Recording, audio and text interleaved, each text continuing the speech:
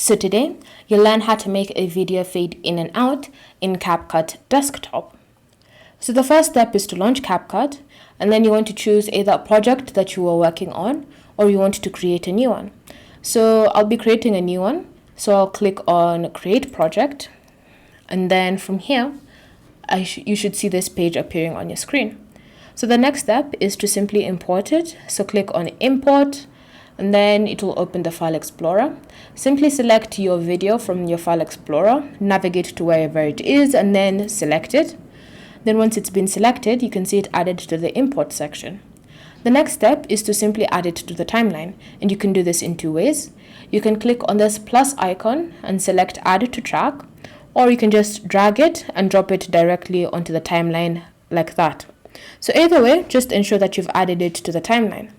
So from here, you then want to add keyframes in the certain places where you want to make the video fade in or out. So to do that, you want to move this timeline to the point where you want to either fade in or out. It's completely up to you. So for me, I'll put it just here. And then what you want to do is simply come to the video section, select Basic, and under Basic, you should see Blend. So you want to click on this drop down arrow, and you should see this option for opacity. So now you want to click on this Add Keyframe and leave the opacity as it is. Or if you want this to fade out, you can always just take it back and it will fade out.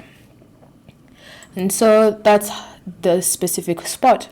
So you want to move the timeline again until you reach the point where you want to either do a fade in and out again. Click on Add Keyframe and then fade your video in or out. So you want to keep doing this throughout the whole video until you reach the spot where you're okay with how it looks like. So if you're done with your fading in or out, and then you'll notice that as you continue increasing or decreasing the opacity, keyframes are being added automatically. So you'll notice whenever I reduce the opacity, a keyframe is being added. Whenever I increase the opacity, another keyframe is being added. So now what you want to do is simply go back and you want to play your video. And then you should see that your video should be fading in or out depending on how you've set your keyframes. And so that's how you can force a video to fade in and out in CapCut Desktop. Thank you for watching. If you have any questions or comments, leave them down below and we'll get back to you.